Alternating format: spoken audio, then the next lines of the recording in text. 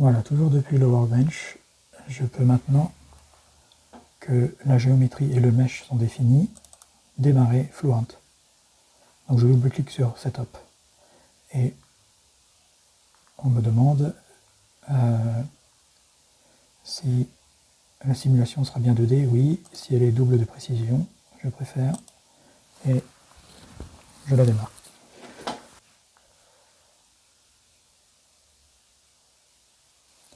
Il charge le mesh que nous avons défini et il faut apporter un certain nombre de réglages avant de démarrer la simulation. Premier réglage, c'est dans Modèle. On doit double-cliquer dans Viscous, puisque c'est une simulation d'écoulement des fluides, et on veut le modèle KY avec l'option Realizable. Clique dans OK. On peut refermer les modèles. Dans les matériaux, on veut régler l'air. On peut vérifier ici une densité de 1,225 kg par mètre cube et une viscosité. On ne changera pas pour le moment. Dans Boundary Conditions, on peut double-cliquer dans Inlet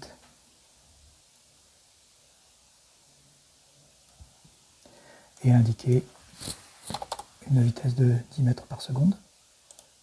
Apply, Close. En double-cliquant dans Reference Values, on va indiquer que on va reprendre les valeurs qui sont définies dans Inlet. Et on vérifie bien qu'on a 10 mètres par seconde comme on a justement défini. Ensuite, dans Report Definition, double-cliquant ici, on peut créer des rapports, par exemple sur les forces. Donc on va d'abord définir la force de traînée, drag force, telle qu'elle s'exerce sur le airfoil, donc sur l'aile. Donc on voit bien que le drag, c'est quelque chose qui est dirigé selon l'axe des X, parce que l'air est suivant l'axe des X. Ok. Je vais l'éditer et lui donner un nom. Drag force. Ok. On peut faire un nouveau rapport de force sur la portance. Lift force sur l'airfoil. Et je l'appelle lift force. Ok. Close. Double-clic sur initialisation. Une initialisation standard, calculée à partir de l'inlet, condition d'entrée d'air, toujours à 10 mètres par seconde. Initialize. Puis double-clic sur Run Calculation. Je vais demander 100 itérations. Et je clique sur Calculate. Alors, ça lance la simulation. Et il me montre par exemple l'évolution de la portance sur mes 100 itérations. Je retourne ici, voilà. Donc on finit avec une portance dans les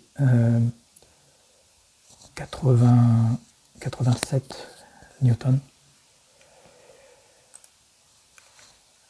Une traînée à peu près de 8 newtons. Et voilà, donc pour les valeurs, lift force et drag force qu'on a défini ici, en cliquant à droite, je peux dire compute et je la vois ici. Pareil pour drag force, clique à droite, compute et elle est rapportée ici. Je peux, voilà, je peux les visualiser ici. Je peux rajouter un graphique, par exemple un contour. Donc je clique dans contour, double-clic. Je dis que, en cliquant ici, je sélectionne tout. Je veux la vélocité. Je fais Save Display et on voit ici à peu près les vitesses qui s'appliquent autour du airfoil. Donc on voit que les vitesses sont plus grandes sur l'extradose.